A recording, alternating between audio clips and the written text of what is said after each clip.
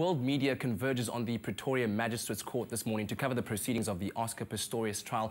We take a moment to think about the Steenkamp family and the terrible ordeal they've had to go through over the past 6 months, especially and more so today, where Reeva Steenkamp would have been celebrating her 30th birthday. Reeva Steenkamp was, to her friends and family, a shining light in the world. A person who unfailingly gave her all in everything she did. A rising star whose flame was put out too early.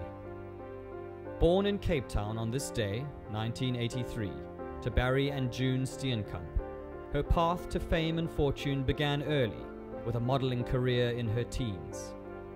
By the early 2000s, she had become one of South Africa's most sought-after models. But Reeva wasn't just a pretty face.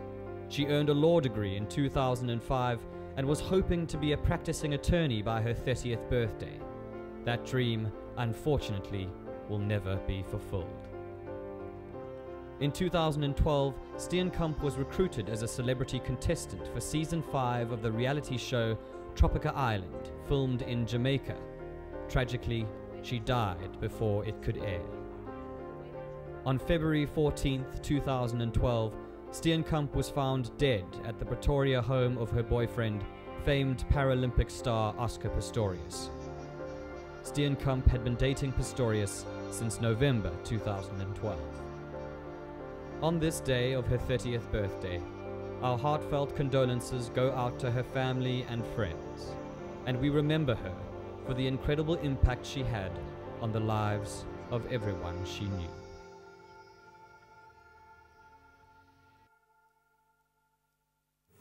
It was with great sadness that on February the 14th, 2013, the world heard the shocking news of the death of Reeva Steenkamp after she was shot by her boyfriend, SA Paralympian Oscar Pistorius. Now, the ensuing court case has left many questions unanswered, and with proceedings due to resume today, where the prosecution will hand in their formal indictment, both families and indeed the world wait for those answers. Now, we're joined this morning by Mike Steenkamp, Reeva's uncle. Thank you very much for taking the time to come and chat to us. This is a very difficult time for you and the family, I'm sure.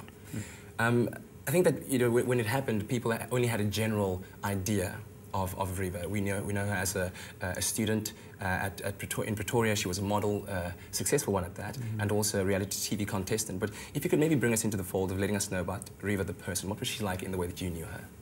Reeva was a person full of life. She loved life. She loved family very strongly, very much of a family girl.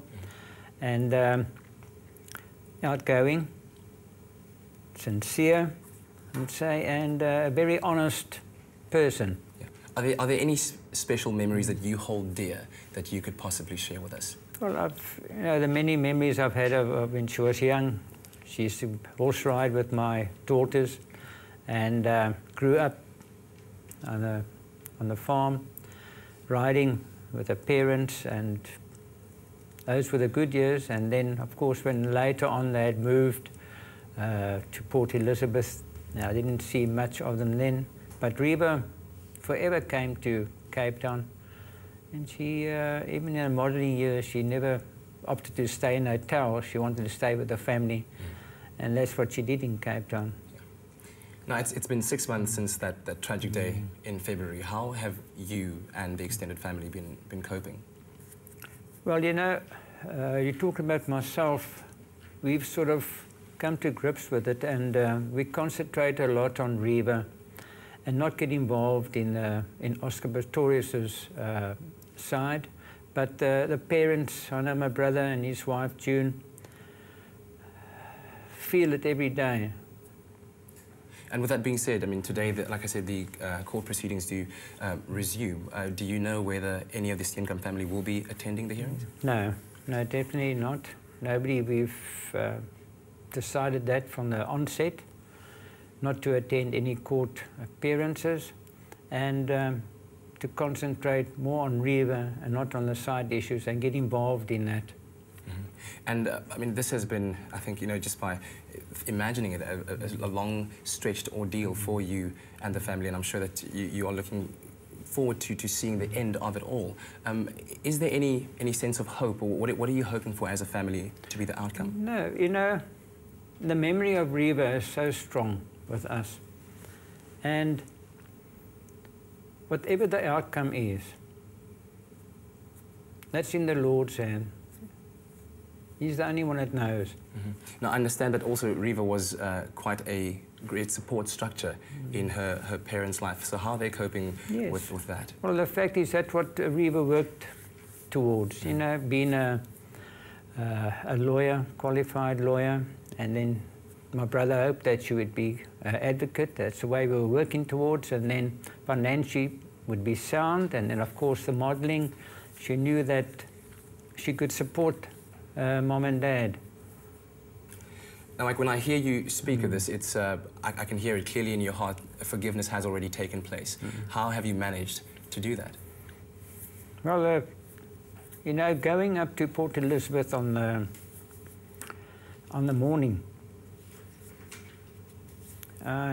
in the plane I asked the Lord to help me.